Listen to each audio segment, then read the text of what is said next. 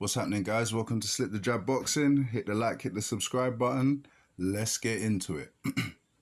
Right, so this is basically just a little check-in video to see where Anthony Joshua is with his rebuild. I mean, in 3 weeks, he'll be fighting Daniel Dubois for the IBF World Heavyweight Championship. So this will be his chance to become 3-time World Heavyweight Champion.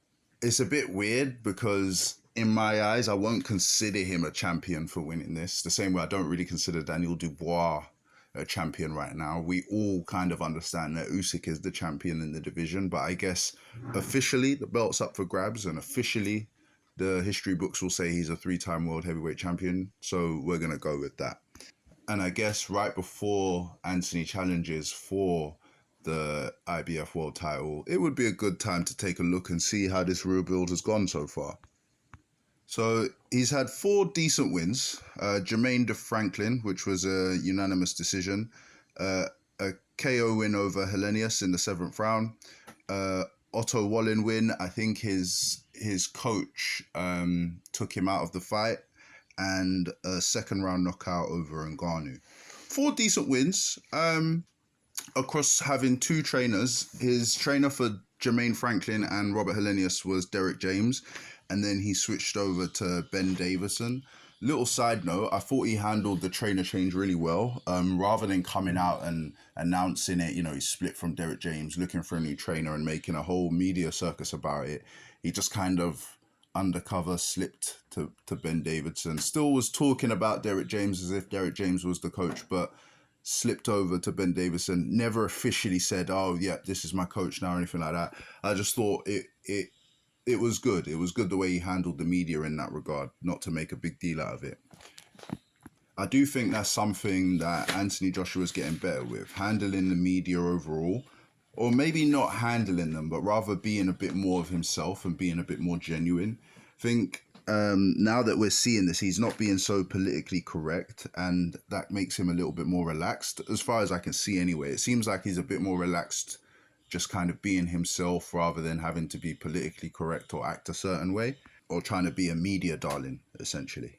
But yeah, the Jermaine Franklin performance wasn't so great. That was him dipping his toes back into the water first after the Usyk loss, the 2nd Usyk loss. He didn't look so great, but he got the W, and it was more convincing than Dillian White's W over Jermaine Franklin. So, that was okay. Then we moved on to Helenius, where he got a 7th round KO, which was a highlight reel KO, but the performance before that wasn't that great. He was eating jabs. His face was looking a bit messed up towards the end. I think his mouth was cut, his nose was bleeding. But he got the knockout. That's what you want at the end of the day. And I remember afterwards, he was really, really happy, celebrating all over the place, drinking whatever drink it was from Conor McGregor. So, it meant a lot to him. And I remember speaking in one of my past videos about the Anthony Joshua rebuild and saying that this is what he needs. He needs knockouts to make him feel confident. So clearly that's what's happening, and that's what's taking effect. The Otto Wallin performance, a lot better. I mean, there were stories that during sparring previously, Anthony Joshua has actually had to hold back and has actually that dominated him in sparring before. So there was a level of comfort here in which Anthony Joshua felt comfortable to kind of express himself in the ring, and the performance was good. It was a good dominant performance. Not much to really say by way of criticism. Yeah, he handled the whole event well. Then on to Ngannou, who obviously had only had 1 professional boxing fight up until that point. And it is important to say that Anthony Joshua wasn't interested in this fight at first. He did say it was like a circus show, gimmicky sort of thing. But then when Tyson Fury took the fight and basically let boxing down with his performance, Anthony Joshua stepped up and did what boxing needed him to do. So 4 decent wins, and you can see that it's been progressive in terms of his performance, in terms of his confidence, in terms of his punching power, or maybe not his punching power, but how much conviction he's executing his punches with. Right now, I'd say he's looking really good. I mean, he's punching really hard, and he's not looking so terrified of what's coming back. I think that's because he's becoming better with his feet. as far as I can see, because that was a big thing after the Andy Ruiz loss for a while, where Anthony Joshua just looked petrified of any punch coming back at him, and he didn't seem to handle them too well. Not that they like necessarily hurt him when they weren't supposed to, but just he just seemed to really not enjoy taking punches. I mean, no one does, but he just seemed terrified. But at the moment, it looks like that confidence is returning, and they're returning as the knockouts are coming back, which I always thought would be a factor in this. Anthony Joshua's most successful time, most confident time, the time when he was on top of the world, he was just knocking guys out for fun. And you can tell that he really, really lent into that and enjoyed it at the time. I think it's a shame that he got mentally infiltrated by Tyson Fury, calling him a bodybuilder and all of that all the time.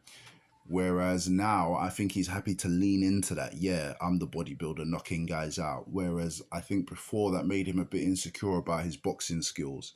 He decided to lean into that a bit more, and we ended up where we ended up. I do think the matchmaking has flattered AJ. As I said earlier, Otto Wallin, there was the confidence factor that was there. So when you feel a lot more relaxed and you're a lot more confident with your opponent and what they can do to you, you're a lot more confident in terms of expressing yourself in the ring. And then the same goes for Ngannou in terms of the great matchmaking. In terms of a great opponent, no, he wasn't really a great opponent to test AJ.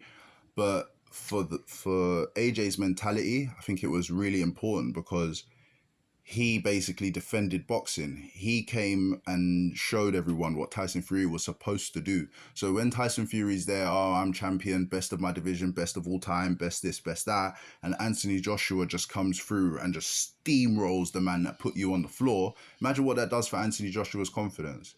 A lot of people bumlick Tyson Fury and they think he's the best. I mean, not so much now that he's lost to Usyk, but at the time, this was the case. So for Anthony Joshua to step up and really dominate Ngannou and knock him out in such a horrible fashion must have done wonders for his mentality. And people coming up to him afterwards, you know, making that comparison with Tyson Fury, it can only help aid that confidence. I think when it comes to the matchmaking as well, overall, all four fights, they were fights that Anthony Joshua was clearly the favourite, but there's enough danger for him to need to keep focused. I think I said in one of my previous videos that after the Usyk losses, someone like Nathan Gorman would be a good opponent for Anthony Joshua. Boy, was I wrong. Because at the time, I was just thinking Anthony Joshua just needs some really, really light touches. But in hindsight now, hindsight obviously being 2020, if Anthony Joshua had had opponents of that level, it wouldn't have been challenging, and so the confidence wouldn't come with the knockouts. Obviously, a certain amount of confidence would come, but not to the same degree he has now because of the context of some of those knockouts. And also, it cheapens the win. If you're beating fighters of the caliber of Nathan Gorman, obviously everybody's going to say, oh, well, you're 100 times better than Nathan Gorman. But if you're fighting someone that has looked good against Tyson Fury and Otto Wallin, or someone that's knocked him down, Francis Ngannou, and people are going to make that direct comparison based on your performance, then it makes the win appreciate more than what it would have as just a standalone win on its own without the context. So with all that said, I think this will probably be Anthony Joshua at his most confident since his loss to Andy Ruiz. I'm not sure he's at the level. In fact, no, not I'm not sure. I very much doubt he's at the confidence levels of pre-Andy Ruiz Jr. But I think this is the best we can ask for at the moment. We won't ever fully know until he's been hit.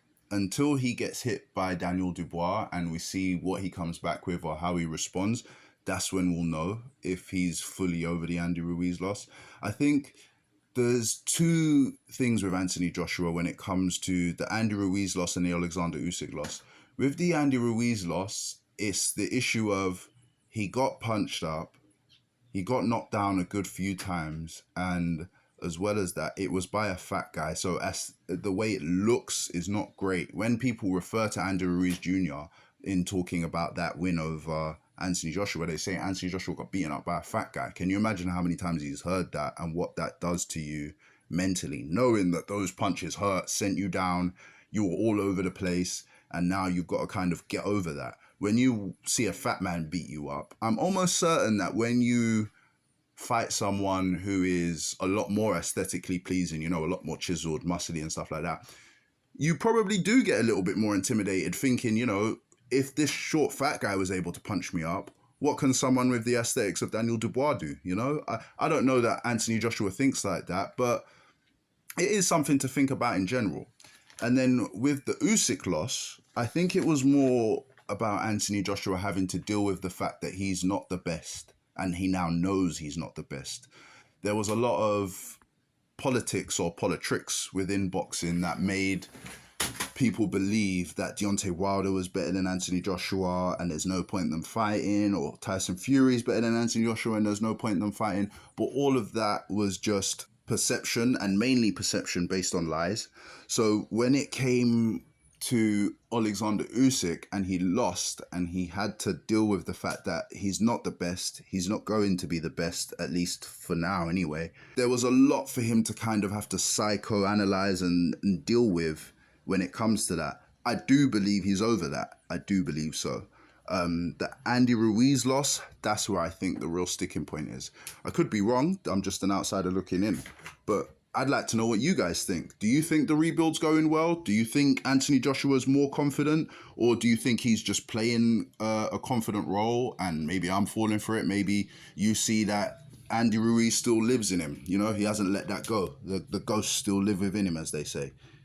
Do you think they could have done anything better with his rebuild? Do you think that they could have chosen better opponents? And do you agree with my assessment of what's gone on so far?